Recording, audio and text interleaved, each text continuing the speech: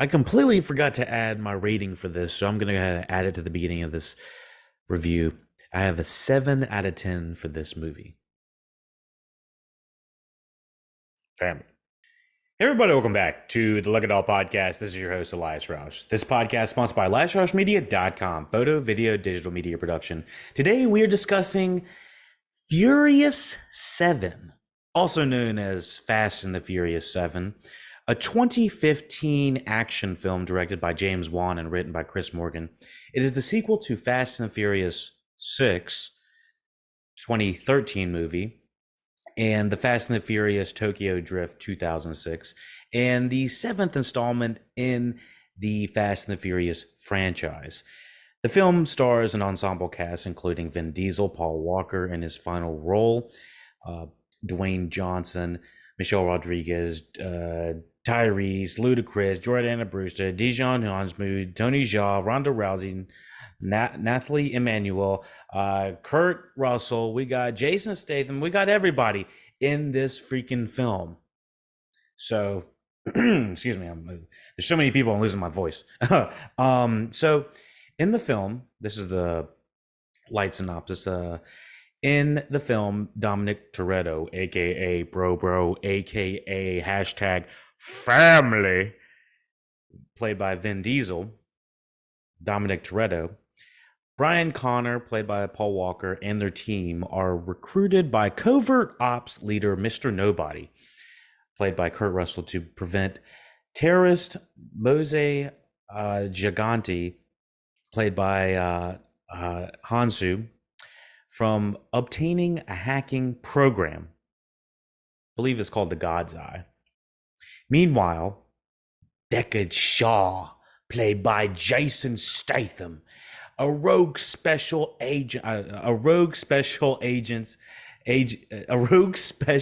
forces assassin / agent, or whatever the fuck, seeking to avenge his comatose younger brother from the last movie, puts the team in danger once again. So why are we talking about this? Well, I think I reviewed the first 5 movies of the Fast and Furious franchise maybe 3 years ago. Has it been really that long? Maybe 3 years ago. And I had planned to go through 7, 8, and then when 9 was coming around, I believe I was leading up towards 9, and then the pandemic had happened, so everything was pushed back on 9, and I just hadn't recorded the rest of them. So yada yada yada. Everyone that's watching is like, I don't give a fuck. Blah, blah, blah. Anyways, I'm finally coming around to doing Furious 7 3 years later, 4 years later, whatever the fuck. This movie slaps.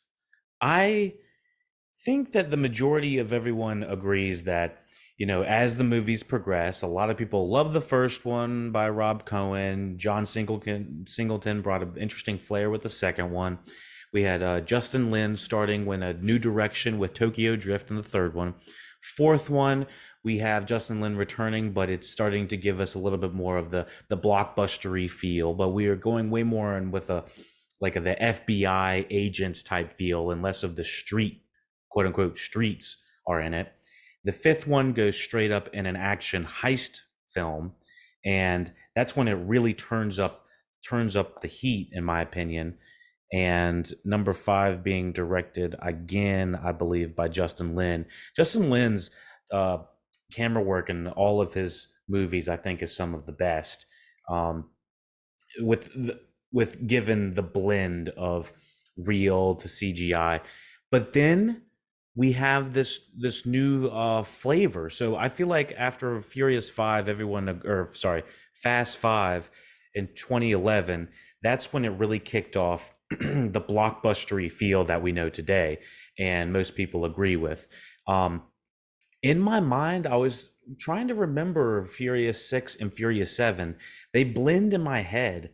Trying to remember from airport sequences in 6. I guess we'll be discussing all of the previous movies that have happened as much as possible. I do apologize if I really say any spoilers for the future movies up to 10 I've seen at this point. But again, these movies can't really be spoiled. It's mostly about the car sequence, chase scenes, and then heists and fights and just action in general. It's gone to the point of most people can't remember or distinguish the different movies after a certain point because they start to all kind of blend together. And I don't blame people for that. But when I was remembering Fast and Furious 6 and Furious 7, I couldn't remember exactly which sequences went in which, but going back and rewatching Seven again, Seven has a wonderful blend of. I think they go super heavy with the CG in six. I've already recorded the review 3 or 4 years ago, so go back and watch that on the LuckyDogPodcast.com, whatever channel you're watching on YouTube, SoundCloud. We got them all on all those. Patreon.com/LuckyDogPodcast has the full review for Fury, Fast and Furious 6. So the Furious 6 to 7, I think brings a lot more humanity and hashtag more family feels. I know everyone's going to say family about 100 million times in this, or family, whatever the Vin Diesel way of saying it. But I really do feel like Furious 7 has a surprising amount of heart, and it has a surprising amount of well choreographed action that feels like almost like a hat on a hat on a hat on a hat. Like the pacing in this feels very good for how much the action is just completely going. Sometimes action can become mundane after a certain amount of time watching it, just punches being blown, cars being blown up. People, it starts to get kind of repetitive in nature. I never felt like this movie ever felt repetitive in nature, which is something I was glad to go back and see. So let's discuss this a little bit more in depth. Um, Plans for a seventh installment were first announced in February 2012 when Johnson stated that the production on the film would begin after the completion of Fast and Furious 6. In April 2013, Wan, predominantly known for horror films, was announced to direct the film. Casting showed the returns of Diesel and Walker that same month. Principal photography began in September in Atlanta, but was indefinitely suspended in November after Walker died in a car crash. Filming resumed months later in April 2014 and ended in July, with Walker's brothers Caleb and Cody standing in to complete his remaining scenes, causing delay to its 2015 release, with other filming locations in LA, Colorado, Abu Dhabi, and Tokyo. Brian Tyler, who has last composed the score for Fast 5 2011, returned to compose the seventh installment with an estimated production budget of $250 million. It is one of the most expensive films ever made. And I think people are laughing at that now because depending on when you're listening to this, let's just say you're listening to this in 10 years, you're like, $250 million, that's a drop in the bucket. $250 million used to get you a lot. Now we are up to a production budget of, I want to get this right, production budget on Fast and Furious, Fast X, Fast 10, whatever the hell you want to call it. The budget is $340 million. Oh my goodness. Is that not ridiculous? Although bringing back all this family is not cheap. The cookouts become expensive and all these cars blowing up. It's an expensive ass feature to have on top of all this action compared to the first Fast and Furious movie, which started with a mere $38 million, which, give or take inflation, is probably closer to a little, maybe like 50, 60 million. But still, is that not ridiculous? And the first one only made a box office of $207 million, but they knew they had a hit right then. In June 22nd, 2001, Fast and Furious movie franchise was born. So let's continue on with Fast 7. let me just talk about my initial notes real quick. Furious 7, like I said, going into it, my head was kind of jumbling the different action scenes between 6 and 7. What had happened? Obviously, there's so much behind the scenes of this movie that plays so much into this movie of the Paul Walker death. I mean, not only is it extremely tragic on so many levels, and some people would say, unfortunately, ironic that someone of an actor that plays in a car franchise happens and he's not actually always racing those cars and the sequences and stuff like that, although a lot of it was done practically. He's an actor first, so it's just so weird that he would happen to have died in a car wreck, and they say it is of the most tragic manner, unfortunately. Like this is a little bit graphic. If you want to skip ahead 15 seconds, I understand. 30 seconds, give you half a second. um Apparently Paul Walker did burn to death in a car that his friend wanted to see him drive, and it, I don't have the details up in front of me, but from what I hear, they were testing out one of these really dangerous cars, and things just went bad, and it's apparently pretty sad. He was apparently, evidently, I don't have this in front of me, like I said, but he was in the car for a minute before, I don't know if it exploded or it was on fire or what. It was very sad though. And I remember hearing about the car wreck almost, I feel like it was immediately, because I want to say it happened in the middle of the day in 2013 November. I was probably in my second year of college. So yeah, I remember it just affecting me. I remember being kind of depressed for a few days, maybe a week, 2 weeks, or something like that. Just feeling the heaviness of it, because it he Paul Walker felt like one of these larger than life figures. Not only was he an awesome guy on screen to watch, very watchable guy, but apparently he was a great guy off screen too. Very, contributed to charities and did a lot of donations and stuff like that. Apparently, he was an awesome guy. So it was it's extremely sad to have lost this this individual as well. So let's continue on. I know that's a little bit heavy. But considering we did lose Paul Walker in this film, the way that they have the quote unquote ending for a quote unquote send off in a non spoilery way, I think is very tasteful. And it's difficult for franchises and movies. I want to say off the top of my head, to give these types of send offs to characters such as Brian O'Connor on here. Someone watching the Furious 7 movie in 30 years, and maybe in 15 years, may not have any context for why is Paul Walker's character Brian O'Connor just driving off into the distance and not saying too much to Dom Toretto. But they might still get the idea, oh, they're just done doing the criminal heists and stuff like that, so they're going to go do their own thing. Movies back in the day used to just end on a whim. Like the heist would almost immediately be done, then credits, boom, you're done.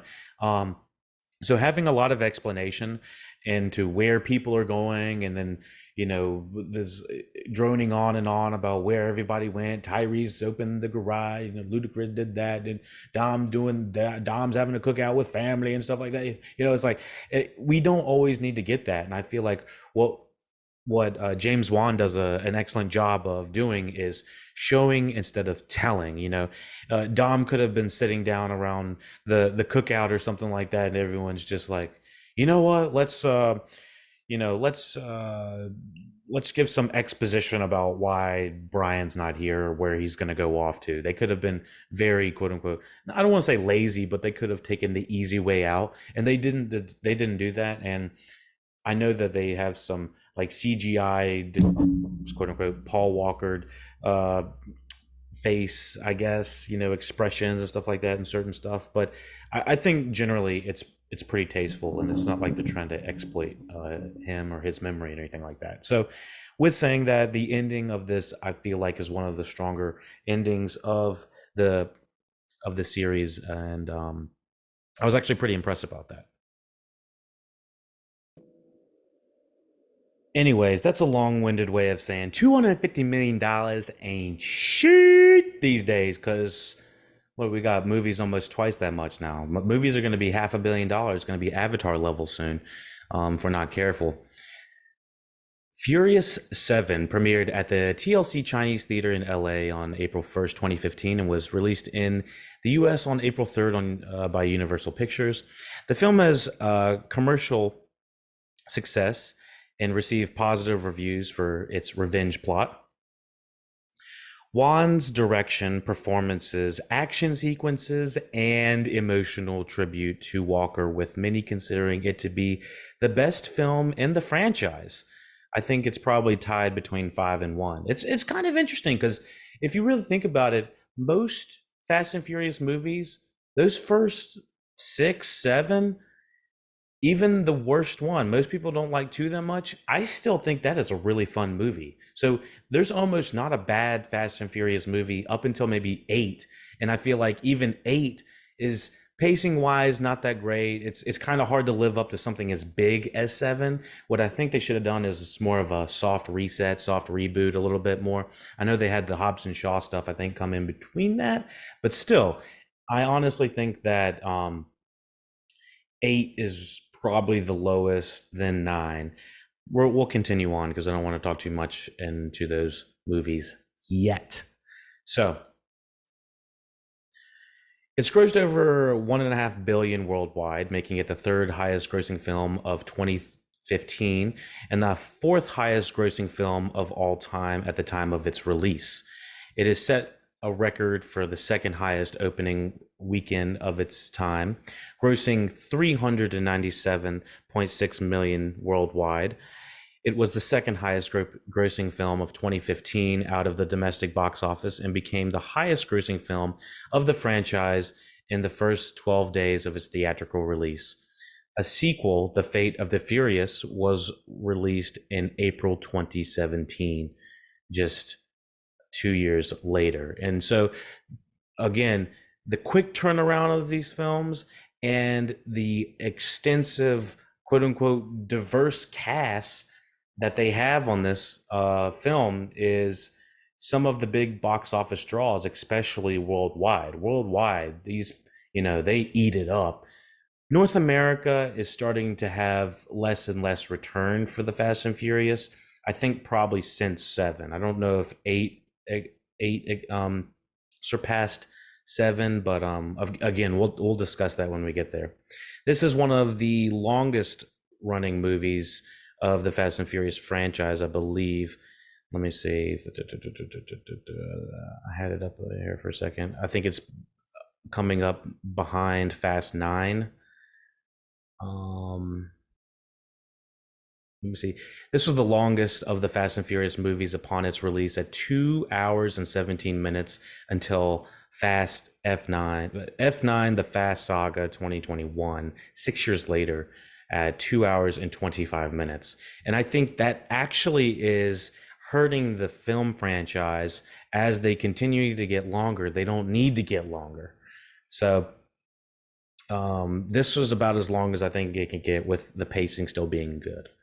Cinematography, Stephen F. Winden, same guy as the previous F5, and I believe he might have done F6 on the cinematography. Yep, same guy on 6.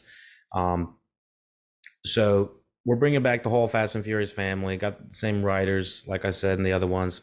Got to bring the whole family on the front side of the screen and the back side of the screen. Let's get into the plot of Fast and Furious 7. Now, you can be listening to this review in full and early through patreon.com/LuckyDog Podcast. You can also find all the links in the description and on LuckyDogPodcast.com. Again, helping support your local podcasters always lets them know you like what you're hearing. If you don't have the dollars to support, remember Patreon's starting at as low as $1, but if you can't support financially, you can support free. Subscribe, follow, like on all of the social media platforms. There we go. We don't have to like go through all the fucking individual ones. There's so many ones these days. Like how many social medias do we need? And then in like 10 years, there's probably only going to be like 3 left. Or there's gonna be like 20, and then I gotta upload, do a reel, do a TikTok, do the Instagram and Facebook, hashtag family, social network. Like there's so fucking many of them. Can we just do the hashtag family network or something like that? Like that would be a lot easier for everyone. So that's my small bumper and way of letting everyone know we are getting into the spoiler section. If you want to wait and watch this podcast later, pause it, come back, you know what to do. You always got to come back, have some fun, and listen and watch the cast and review with us. So let's hop into the plot of hashtag bro family Furious 7. First thing I gotta like say about Furious 7 is they show the Fast and the Furious title. It doesn't, and it's written out that way on the screen. So is it Furious 7 or is it not? Like, what is going on here? I guess ever since the second one, they've never liked playing by the rules of having a normal sequence. Fast and Furious being the first one, Too Fast, Too Furious, the second one. That's when they started messing with it. Fast and Furious Tokyo Drift, still the easiest one to remember. Fast and Furious 2009, the fourth one. Like, that's kind of not very memorable at all. Fast 5, everyone remembers that. That's kind of good. 2011. Fast and Furious 6, kind of boring. Furious 7, I guess it gets in there. The Fate of the Furious, it's kind of hard to say. And Fate 8, I guess that's why it works. And F9, I guess, because isn't F9 like a car or something like that? I don't know. I'm kind of okay. So, and then Fast X, I guess they've always liked to play with the title a little bit. But everybody knows it's Fast and the Furious family title.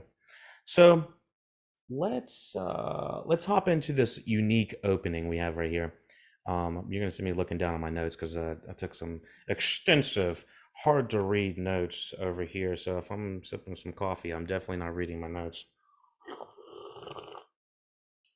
Yeah, Cafe Bustelo, boosted by Cafe Bustelo, empowered by Cafe Bustelo. This is not an ad. I literally have Cafe Bustelo on deck all day, every day.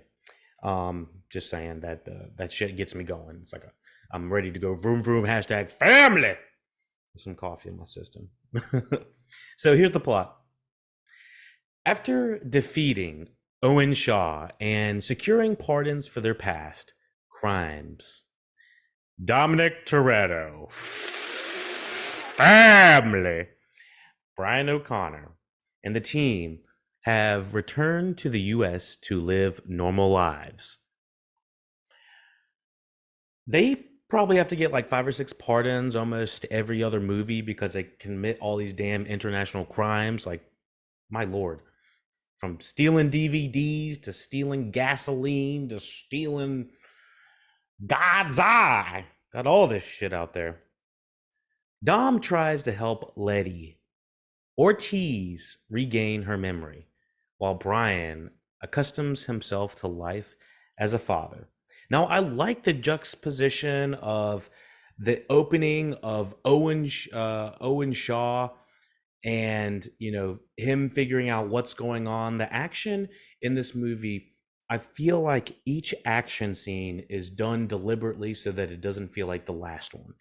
Whether it's visually, whether it's the camera kind of going smoothly through, or the editing's quicker or something, or if it's they're flying out of the airplane, then they're on this hill, and then a tank comes, and then they're jumping out of whether it's the sequence after sequence after sequence of events kind of thing going on, it feels like they plotted the shit out of this action of this movie, and I loved it. The action of this movie feels somewhat, I know Fast 5 gets handed the award for like being one of the best, maybe because it's Dom v The Rock, but I feel like this could definitely be up there with Fast 5. I can't remember exactly why Fast 5 works 100% majority better than this one, maybe because obviously they had to do some workarounds, the Paul Walker stuff. But there is ridiculous shit in here. But there's also, and the CGI can get a little bit, itchy, wavy, sweaty, whatever you want to say. Um, but I got to say that I like the blending of the action and the CGI practical effects. All the stuff seems to blend pretty good and age well. And obviously, the stuff that doesn't look real just doesn't look real. But I think the majority of it does look really good. And so, with the unique opening of the action, with Shaw going through, the camera going through, seeing all these explosions in the building, and seeing what kind of damage you can do with like a limited amount of time, um, it's the juxtaposition is you see Brian, and immediately it's like a close up, and he's like, "Oh shit, he's about to do a fucking race," and all of a sudden, pull back, and he's in a fucking minivan. He's just pulling up to go pick up his kid. He's in full on dad mode, and I love seeing the progression of Paul Walker's character of just getting those nasty tuna sandwiches in the first movie all the way to doing these kind of street races and kind of just being an FBI agent in the fourth one, and then the fifth one, the heist and all that. You see so many different variations of Brian Connor and Paul Walker playing this character, and he only progresses to get better. And I think he kind of finds his niche by the seventh one. And I think he would have been a fantastic older actor. When he's old and grizzled, he would have all of this age of experience.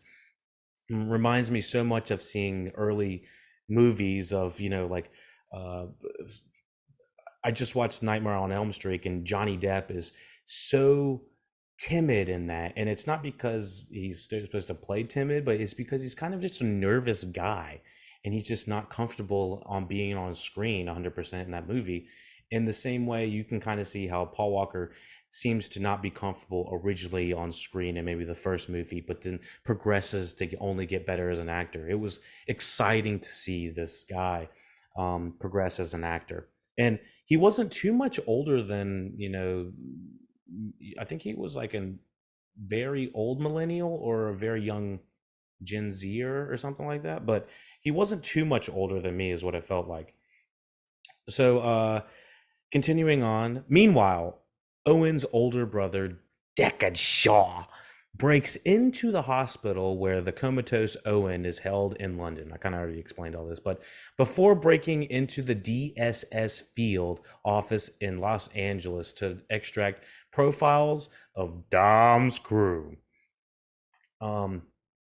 After revealing his identity, Deckard Shaw fights DSS agent Luke Hobbs and escapes. Now, this is a sick, like, instantly, I feel like you can see why they had Juan come to this movie. Is there is so many scenes that feel like they provide this moody atmosphere that has been kind of lacking, I think, in the sixth movie. It's been a while since I've seen the sixth one, obviously, but even the fifth one is very bright. It's in Rio. It's always kind of vibrant. I feel like the seventh one does bring this moody piece to it because there is this overarching feel that we did lose a major character in the last movie, Furious 6, Gal Gadot's character. And it was, it's super sad that all that happened. So there's this kind of heavy feeling kind of going throughout the feel. There's a double layer of heaviness happening throughout this movie. One, because if you're the audience that is in the know, then you know that there's, how are they going to, if it's your first time watching, how are they going to resolve the Brian O'Connor character and send him off in a tasteful manner, because of Paul Walker's death. Like, I was watching it for the first time, I was very like on pins and needles because the initial trailer does not actually show Brian talking all that much, but he is just as much of a part of a player in this movie as everyone else. So continuing on, James Wan, the director, has horror under his belt, but he also has action under his belt. I really like a lot of his action films, and Malignant being one of the kind of blend of the two. I really enjoy the atmosphere and the action that is shot in this movie. It's interesting to see the camera just go tilt when the rock is going, and then Shaw's like, not today, or something like that, and then ninja stars, and everyone has these different types of fighting styles and stuff like that. I was just like, this is a dope ass movie. I was like, it's some of the action movies today that we watch on Netflix feel a little bit washed out, and this movie feels like it has a lot of character to it. Um, so, anyways, Luke Hobbs escapes while fighting Shaw. I kind of always get them two mixed up, so I might just say Statham and Rock. Deckard Shaw, detonating a bomb that severely injures Hobbs.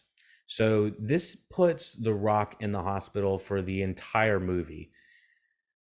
What everyone knows now, these movies are almost just as important on front of the screen as they are on the back of the screen or behind the camera. On front of the camera as they are on back behind the camera.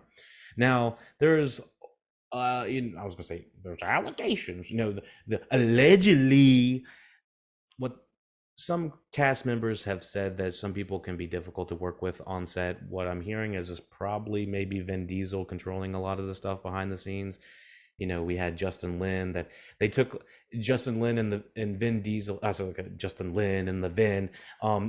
They were on Instagram Live or something like that when they were filming Fast X the first like 2 or 3 weeks, and he's like, "I'm with my good friend Justin Lin." That's my Vin Diesel impression. I'm with my good friend Justin Lin.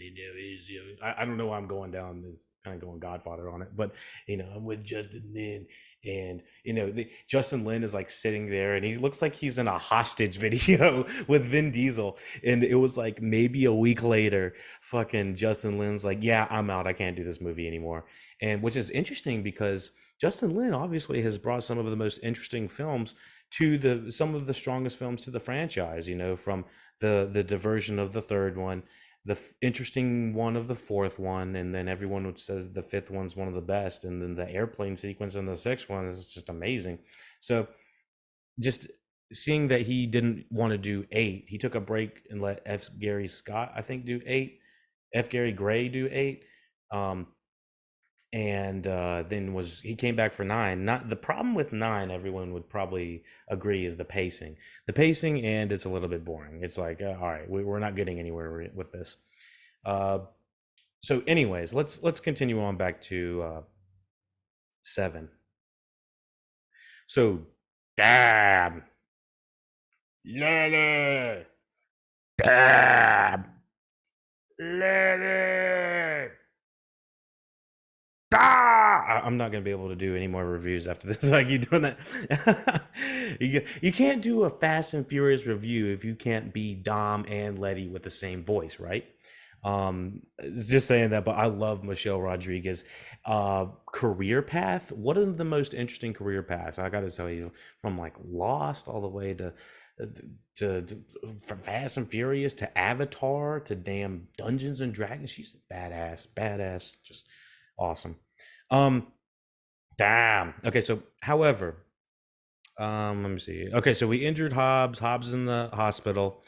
Dom later learns from his sister, played by Jordana Brewster, that she is pregnant again and convinces her to tell Brian. However, a letter bomb sent by Deckard who has apparently killed Han in Tokyo. So Tokyo Drift, I believe, happens before this movie, but after 6. So it happens between 6 and 7, I believe, and explodes, and it destroys the Toretto house. Dom's like, Lily. I think he's like, they fucking they jump, and then the fucking house explodes. They blow up Dom's house. They would fucking blow the shit up completely. CGI's a little spotty on it, but I was like, oh shit. And then the biggest thing that they're worried about is obviously Brian gets exploded against the fucking minivan, and they're like, oh, is Brian's kid okay? And got to check all that. And then you see Dom, he's like, oh, fuck. I guess I'm gonna have to bring the family in. And so um, Dom travels to Tokyo to retrieve Han's body and acquires the objects found at the crash site from Sean Boswell. As as uh as Dom, Brian, Tej, Parker, and Roman Pierce mourn Han and Giselle at Han's funeral in Los Angeles. Dom spots Deckard Shaw spying on them and confronts him in an underground tunnel. Let me stop right there before I say anything else. Um, so yeah, it is a bizarre irony, like I said earlier, that they have the entire cast, including Paul Walker, go attend this funeral. And I think, what is it? Roman Pierce, I think Tyrese says, I can't do more funerals, man.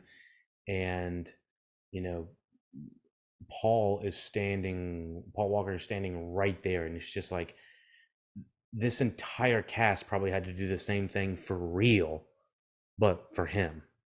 And that's a heavy thing to see just on screen, but then actually have like some sort of representation of it done in the movie on his last movie, being his last movie. It's just the irony is crazy. It's crazy. Um, and you know, life works in strange ways. But anyways, um, we see Deckard Shaw out in the open and like kind of in the cemetery area in a car, kind of spying on them. And John's like, "Oh hell nah!" So he gets in the car, one last ride. He says one last ride like 5 times in the trailers or something, like one time in the trailer, and I feel like every single film has been like one last ride, like ever since. Um, so I think maybe originally they thought this was going to be the end, but they made too much money. They said, we need to come back for more. So, anyways, uh, Deckard's spying on them and confronts him in the underground tunnel. But Deckard flees when a covert ops team led by government agent Mr. Nobody arrives and opens fire. I think this trope happens about once per movie, that two people will be fighting normally without a gun or any weapons, normally hand to hand, and then they'll be interrupted by guys with guns.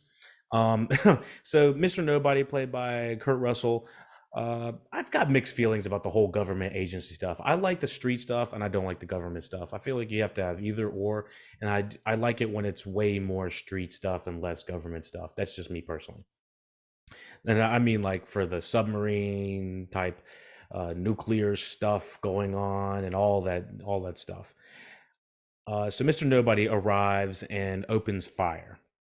Nobody tells Dom that he will help them in stopping Deckard if he helps retrieve God's Eye, a computer program capable of tracking a specific individual using anything on a digital network and save its creator, Ramsey, from Nigerian terrorist uh, Mose Jacante. So that's a mouthful, but that's basically what the premise is of the entire movie. Just now getting to the shit, right? Um, the team airdrops their off-road modified cars over the Caucasus Mountains in Azerbaijan, I think. I'm sure I'm saying all this wrong. I'm sorry to all the individuals there, but let me just say the cars falling from the skies, absolutely wild. This is the beginning of one of the most memorable action scenes, I gotta say, happens in Fast and Furious history, I think. Once again, we have Tyrese screaming his ass off. He's like, I can't do this, Brian. I can't do this. And Ted's just like, you already did. And he's like, nah! Just fucking Tyrese falling off the fucking face of the earth. He's falling out of everyone is in order, falling. Okay, so if anyone hasn't seen this, there's a plane and people are driving off the plane with like parachutes connected to the cars, but it's just ridiculous how it's all happening. You gotta see it to believe it, kind of thing. But people that can't, the cars are rolling backwards off of a plane, and basically everyone on the team's ready for this. And of course, Roman Pierce is not ready for this. He's like, I can't do this. Tej Ludacris says, "Oh hell no!" Says, "Psh, you going, bitch?" And so Tyree's like screaming his ass off the entire way down. We're all laughing our ass off. I think he gets like floating off into the wrong side of the map. He falls off for a little bit, but everyone lands perfectly. Of course, Michelle Rodriguez lands it. A1, 10 out of 10. Spice goes through, down. Everyone goes onto the road, and everyone's like, got the whole family, and we're all like going. And it's the beginning of a really cool action scene. And like I said, even though the CG is spotty in some places, a lot of it still feels very real, that they're in some sort of like actual location. And something about the way that they shoot this one feels still very grounded in a way that I still got to hark back on in the MCU. I've been harking back on them for a while. Like the Fast and Furious might be expensive, but they look real. I think the majority of the shit looks really fucking good. The explosion of the house, not so much. The cars falling from the sky, yeah, and that's what kind of matters to, I think, I would say, the car enthusiast that is inside me, I guess. Um, so yeah, the car battles on the cliff is fucking wild. It's like everyone is just from going under under other cars to ramming other cars, the cars flipping other cars to falling off the cliffs. It's fucking wild. So they they they go over the mountains, ambush Gigante's convoy, and rescue Ramsey. Now, I had to like take a couple notes in this because they don't just rescue Ramsey; they have to go in and like go to war with these guys, and there's like guns and shit like that. It's like the most militaristic type guns. Sorry, the most militaristic type, not guns, but vehicles that they've had, and Tyrese has like armored truck type level uh cars, vehicles, and stuff like that, and it's cool shit. And then all of the action that's happening, people are going going fucking everywhere. The bus eventually fucking flips, that had Ramsey, I think, in it or something like that, and eventually she gets in Dom's car eventually, and then Paul Walker jumps in the van, in the bus, and the bus is like going towards the end of a cliff, and it's about to like head to the end of a cliff. And the hand-to-hand combat that he's having to do, I think that's with that one actor, Tony, is that Tony Jaa? I think Tony Jaa was the one that Brian was fighting, and then they're fighting in a bus, that the bus is turned sideways, and you can't turn the brakes. It's kind of got that Jurassic Park thing, and it's going towards the end of the cliff, and they all got to make it out of the fucking bus. They're like, and Brian is getting ready to get out, and Tony Jaa's like, shing, puts a fucking grate up, hits him with the Titanic, can't get out of the bitch, and so Brian's like, oh shit. And then so he has to do like a double back, and he has to go back on the other side of the bus, and then he goes to the other side of the bus, jumps out of the bus, and then he's like running upside top the bus. Again, this is all in the fucking trailer. Like, why you gotta ruin this? Why you gotta show this entire scene on the trailer? I probably got spoiled for this and didn't even know. So he's running off the bus, and the bus is getting ready to go off the cliff. He's like, and then he goes and he jumps, and Michelle Rodriguez is like, family. And she like whips the car around like 180 status, and he's like, ah! Grabs, what is that, the spoiler? And then he's like holding us like, ah! Like off the side of the cliff, almost about to fall off, but she saves his life, and he's like, and that's that wild scene that happens with Brian O'Connor. So long story short, Paul Walker probably would have turned into an even more of an action star had he not passed. But any action scene, it looked like a ton of these action scenes look very plausible that he did. I know he has stuntmen and stuff like that, but there wasn't really a time that I was like, is that Paul or not, but it just, I was like, dude, this dude looks like he's actually on a fucking bus about to fly off a fucking cliff. I was like, Jesus. So, so yeah, the showdown on the cliff is with Damn. Okay, so yeah, they don't just like I said, I had to be a little bit more detailed than what Wikipedia has given me on this. They don't just save Ramsey.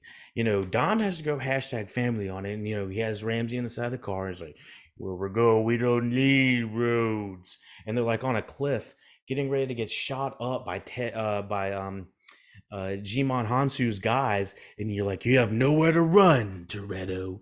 And he's like, "Oh yeah," and he's like staring. They're both staring eye to eye, and there's a cliff on the behind Toretto, and she's like, "You're not doing what I think you're gonna do." And then the people in the God's Eye and the drone or something like that, they're like, "Is he gonna do what he think he's gonna do?" And Dom's like, "I think I'm gonna do what I think I'm gonna do," and he's like, "Yeah!" And then all this dirt that goes, "Yeah!" Like the dirt goes in the eyes, and Jimon Hansu's like, "Ah!" Like he's screaming. Jimon Hansu's always be screaming, so he's just like screaming, like, "Ah!" And just like, so he's screaming. There's dirt, dust storm, and then we have Toretto's car is facing the cliff, and he's like, and flies off the cliff, literally gasses it. Boom, goes hashtag family right off the cliff. And this fucking car flips not once, not twice, but maybe like 12 times. Like, and of course, family gets down there, picks him up, and is like, "Yeah, bro, hashtag family." And he's, of course, just barely scratched on the head. And then he has Ramsey, who's there, is just kind of like, and they were like, "All right, we got to take her because she's fucking passed out and whatever else." So that's how they save Ramsey. It's not no one sentence ass bullshit like Wikipedia got right here. I tell you the real shit right here. I'll tell you how it is and exactly how it happened. Just about how it happened. But maybe it wasn't 12 flips, but whatever. So where we at? Yeah, we saved Ramsey. That was kind of a ordeal.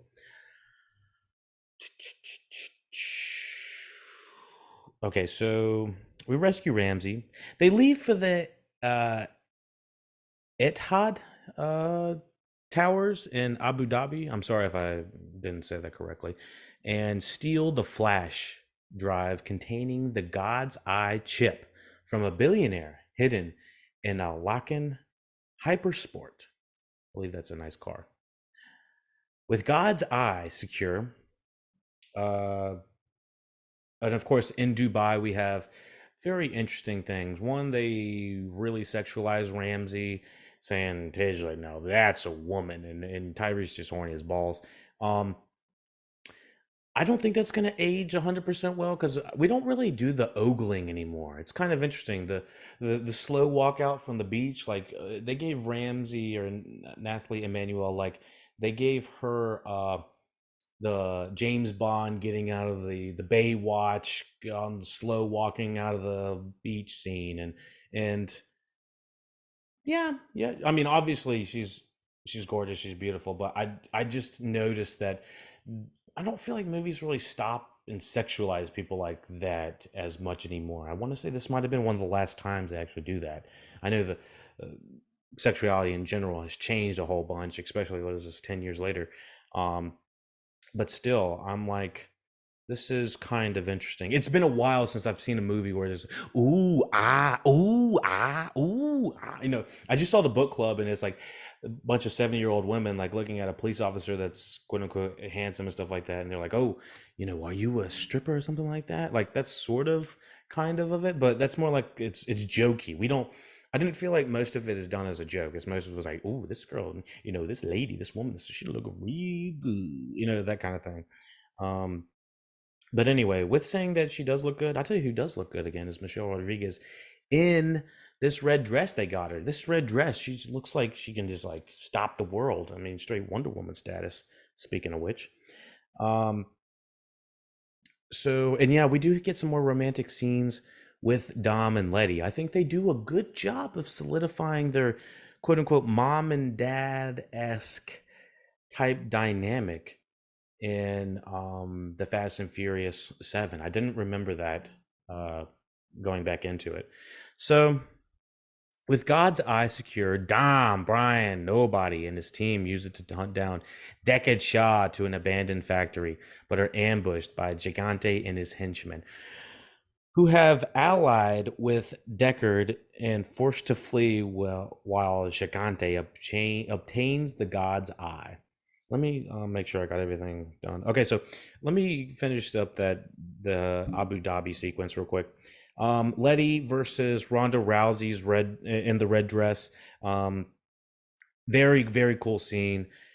Again, I forgot that Michelle Rodriguez can whoop so much ass, and then of course we got the Ronda Rousey, who's not an actress, but she can put up a fight. Obviously, that's her job, and I think that this is one again with Juan showing that we can go from these crazy high level action, cars falling from the sky type action, all the way to hand-to-hand combat from Brian and Tony Jaa, all the way to Ronda Rousey and uh, Michelle Rodriguez. So I do praise this movie for always having a different take on everything, and The Rock and Deckard Shaw and Hobbs and all that shit. It's very diverse in the type of action that we're getting, and I like that. So it keeps the pacing interesting. So as let me see. Okay, so yeah, and they fall. Michelle Rodriguez and Ronda Rousey fall on T-Pain's Gold Party DJ set. He's like, it's like, dude, like that was kind of funny. Yeah,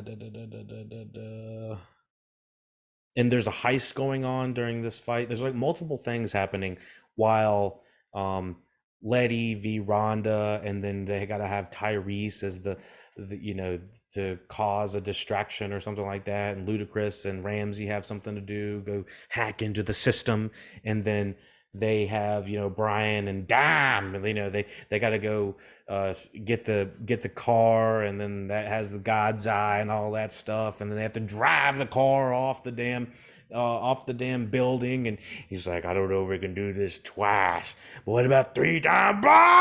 Boom! It's like boom, and then you're like, oh my gosh! I remember seeing that in the trailer, and everyone. I think those were the money shots. Everyone was like, are they going to drive a car in between 2 buildings and still land it, dude? And it's like, yeah, they're going to do that. It's straight up Mission Impossible with cars. Because wasn't Abu Dhabi like a really, really popular place to shoot? I feel like Mission Impossible might have had like their movies shooting there around the same time. Everybody was shooting around there. Must have had some tax breaks or something like that. So, yeah, the pacing is great. Building to building, absolutely ridiculous. There's action like this just isn't shown like this. And I feel like the good thing about this movie is it shows restraint to an extent. Like, they do have these crazy CGI sequences, but I don't feel like the majority of it feels like they're in CGI sequences. They are in a real party. T-Pain is DJing in the corner. There's a lady painted in gold. It feels like a lived in place. When they are doing the heist, they feel like they are in an actual billionaire's apartment or some sort with a supercar in front of them.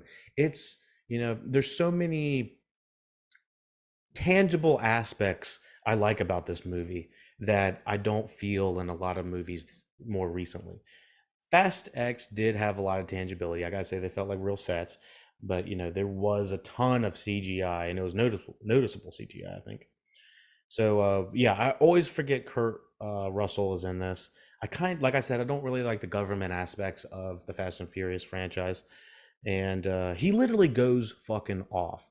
So as Mr. Nobody, played by Kurt Russell, is medevaced, the the team returns to Los Angeles, where Dom plans to fight Deckard alone, while Letty, Brian, Tish, Roman resolve to protect Ramsey from Gigante.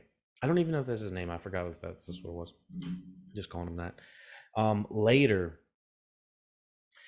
Brian promises Mia that he will fully dedicate himself to their family after he defeats Deckard and Gigante, and is motivated to come home after Mia reveals her pregnancy.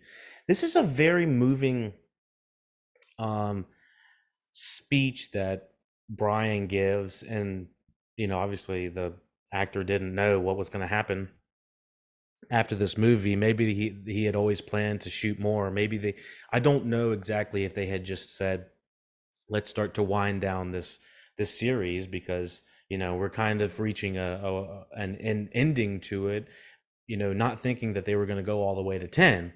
So I'm sure this movie did exceptionally well for a reason of everybody wanted to see what happened to the Brian O'Connor character, and how they uh did like a tribute to Paul Walker.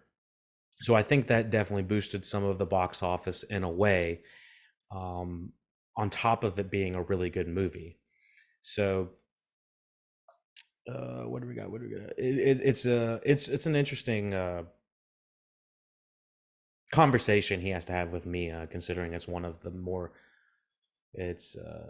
last ones they're gonna have, as Gigante pursues Brian and the rest of the team with a stealth helicopter, and an aerial drone. Ramsey attempts to hack the God's Eye. Discovering the situation, Hobbs leaves the hospital, and let's just say the Rock's just like, honey, I gotta get the fuck out of here. He's like, like destroys the hard cast he has on his arm, and it just busts off of him, and it's a funny ass, cool ass scene. But it's shown on the trailer and whatnot, and in correlation, it looks like the Rock is going to be in the trailer. It looks like Rock's going to be in the whole movie. He doesn't show up till the very end. And so he's like, he's got to destroy the drone. So of course the drone is trying to find everybody at night, and it's Paul Walker, sorry, Brian versus the drone. He's driving, and of course he has to do the switch. He has to give Ramsey to Tej and Roman. She's kind of like the MacGuffin in this movie. So besides the God's Eye, but they do the transfer of they get the cars beside each other, and like, and then somebody jumps to the other car from that, like, and from there you're just like, this is some wild shit. Still getting some very interesting action, but I don't think we've had a transfer of people like that from, maybe we had a transfer of that style. I feel like we had that in maybe Tokyo Drift, when they're doing some drifting and stuff like that. So that might have been kind of an homage to Tokyo Drift. But Ramsey jumps in the car without the cars even having to stop, and they keep on going. It's fucking baller. And then jumping. Let me continue. So yeah, the drone is about to destroy the family, and then all of a sudden, boom! Fucking ambulance comes out of nowhere, destroys the drone, brings it down, and then out. He's like, "What's up?" Or whatever the fuck he said. I don't remember what he said. It's the Rock, and he comes out, just fucking has all of his military gear already ready. Looks like he just got off of a fresh gym set, just fucking just roid raging out, looking wild. And so he destroys the drone, and with the ambulance. After battling and killing Gigante's henchman, Keat, Brian hijacks a signal repeater tower that allows Ramsey to regain control of the God's Eye and shut it down. Shut her down. Meanwhile, Dom and Deckard engage in a brawl on top of a public parking garage, and of course it's got to be like hand to hand. So it's like,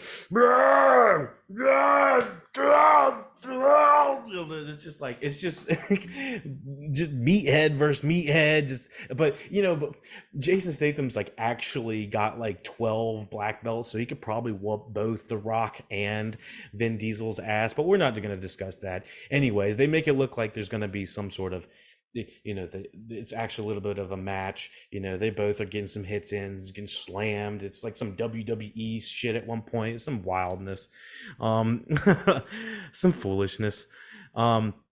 Gigante intervenes, and he's like, and his guy's like, "Hey, Shaw's down there with Dom. You know, he's in the way. Should we still do the missile?" And Demon Hanju's like, "Fuck him."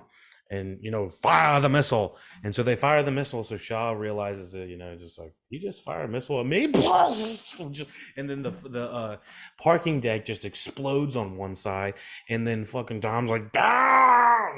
he's like, oh, my back. And then so Gigante intervenes and attacks them both. So the enemy of my enemy is my friend. So Dom used the distraction to defeat Deckard by causing a part of the parking garage to collapse beneath him. And what does he say? The thing about the streets is that the streets will. This dude literally Hulk kicks or stomps the ground, and half of the parking deck falls from beneath Deckard Shaw's ass. It's like, no, Deckard Shaw's like, no, how do you scream in Irish? Well, I don't know, whatever. What is he, Scottish? I don't know what Jason Statham is.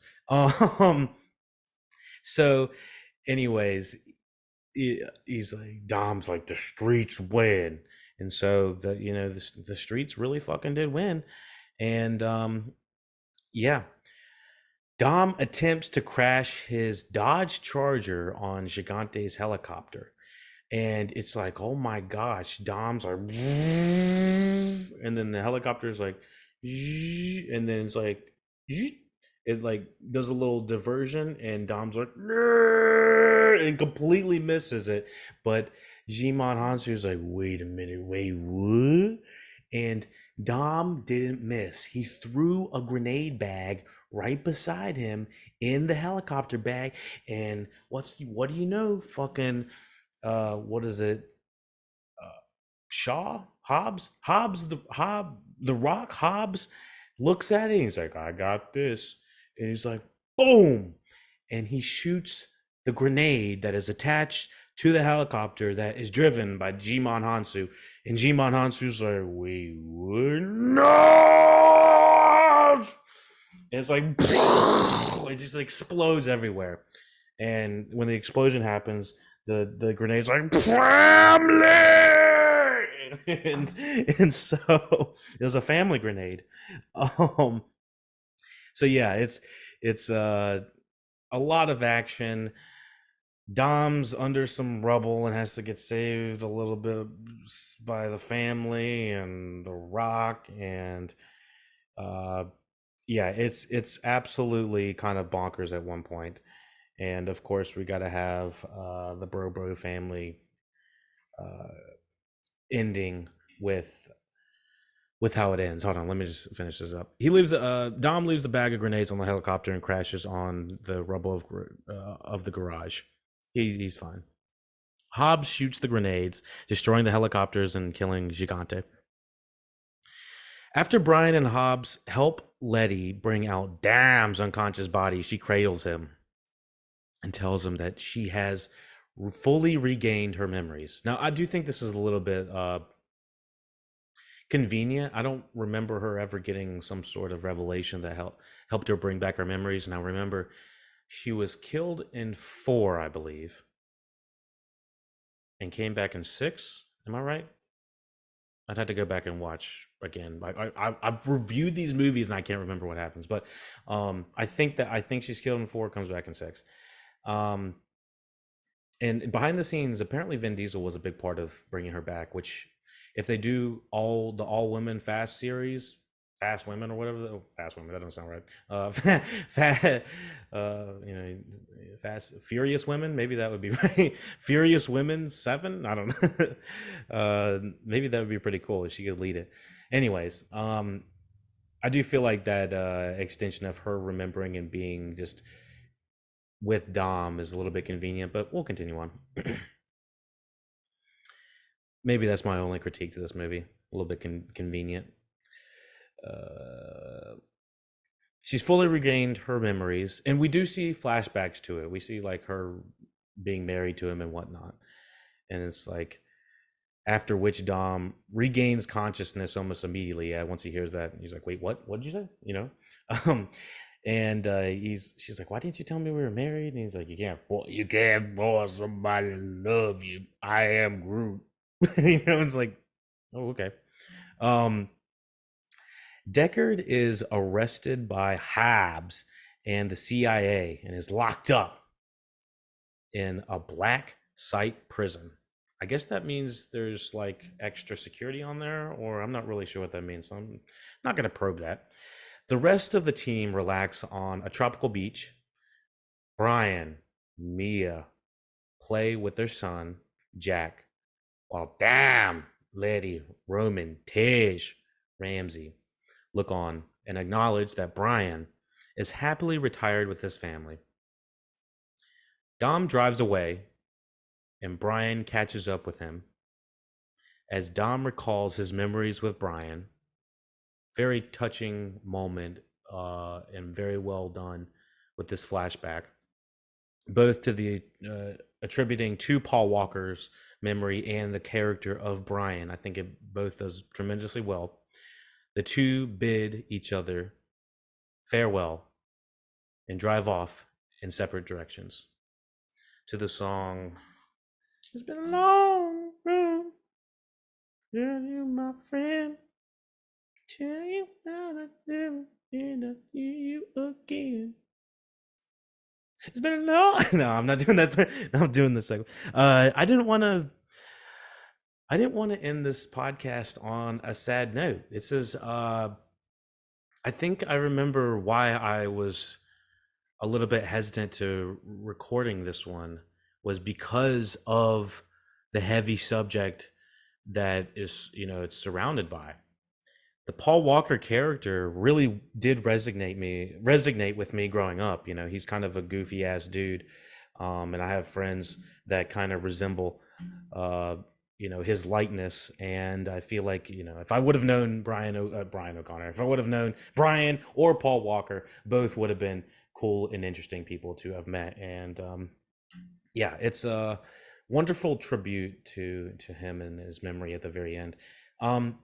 We'll kind of close out with a couple of let me see, anything else we need to kind of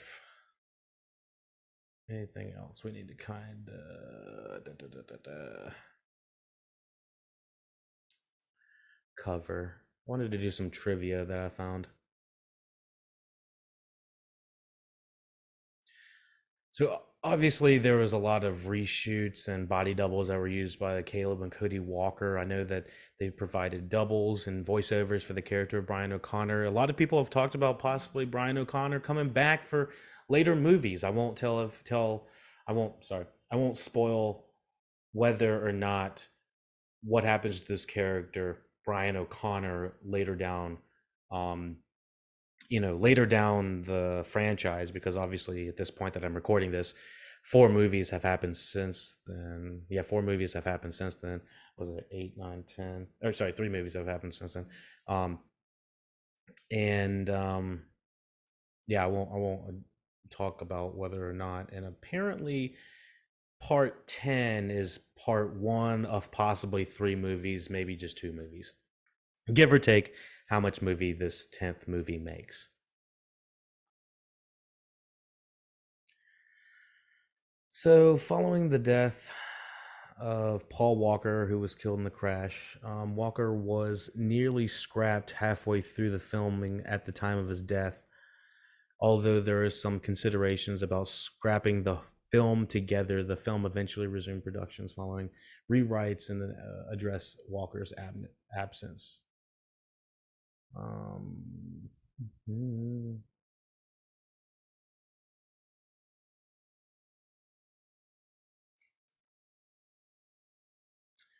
Over 230 cars were destroyed during the filming of this movie alone. Holy Santa Claus. That's probably why it was ridiculous to keep a car. Denzel Washington turned down a role for this film. Universal Studios were in search for a big star to play a minor role in this film and then play a larger role in the film.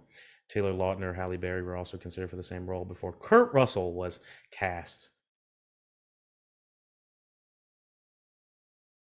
This was the first movie.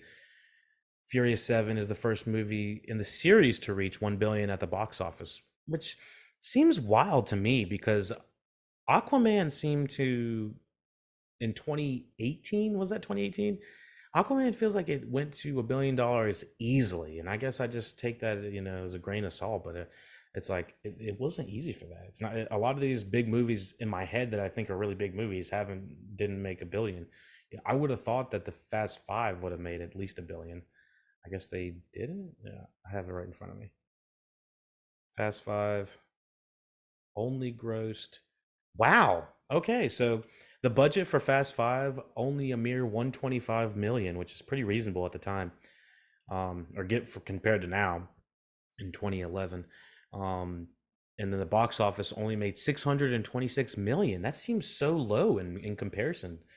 Sometimes I find it pretty fascinating to see that these big movies didn't make as much because I mean, like the movie Fast 10 has already made over half that in like no time. So let me see what else we got in the trivia section before we sign off. So he says the majority of the rock stunts were actually performed by Tanoi Reed, his body double and cousin. It's kind of cool.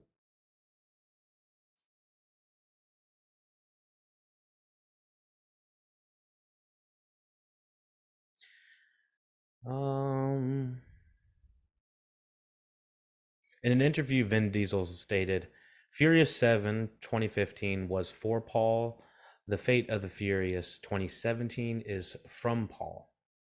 I'm not sure if I would agree with that, given that I've watched the eighth one. I'll give my takes on the eighth review. We'll talk about that later. It's the third time Paul Walker drove the same blue Nissan GTR since Fast 5 2011. Looks like you might like that GTR. Um, it's the first sequel in the series to take place chronologically after the fate of the Fast and the Furious Tokyo Drift. This was announced before Furious 6, Fast and Furious 6 was even released back in 2013. Tony Jaa's first English speaking role in a film. All right, we'll do 2 or 3 more. Before this movie was released, Vin Diesel announced that there will be 3 more movies after this one. So I guess they had been planning through 10, but the way that they have written some characters in and out, I don't know if I 100% agree with that.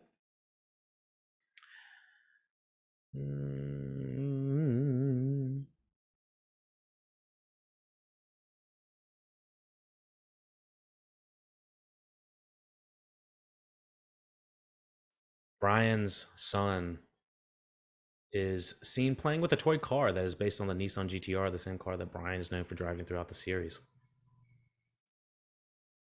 This film surpassed Avatar 2009 as the fastest movie to gross over 1 billion.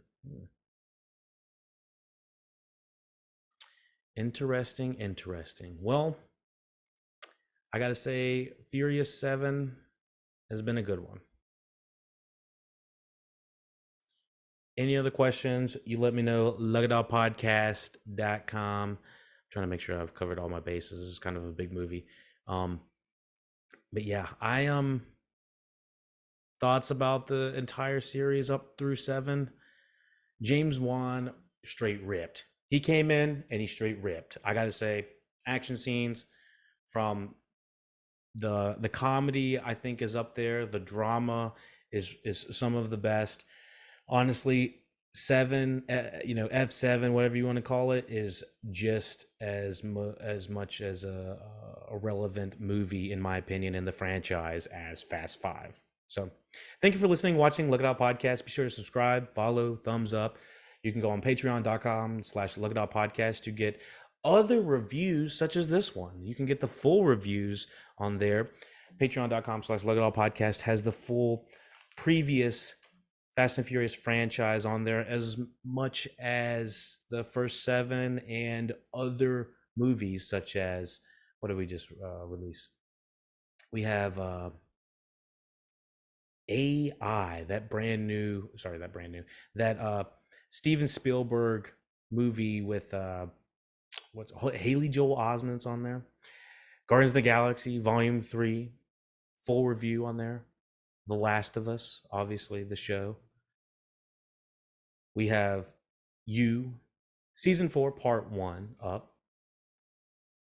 Aftercast, Ant-Man Quantumania, Escape Plan 2, Hades 2018, full review all ready for you. There, you can even go onto patreon.com/LuckyDog and do a 7-day trial. If you don't like it, you don't have to pay. You don't have to do a dime. Just check it out. Check it out in the description. You know what to do. Like, share, subscribe. Let me know how it can improve. Give me a little bit of hashtag family love. And then take it easy. Be sure to look out for more Fast and Furious franchise movie reviews coming down the tube, or down the road, or down the pipe. Hot off the grill. Hot off the skillet. Hot off the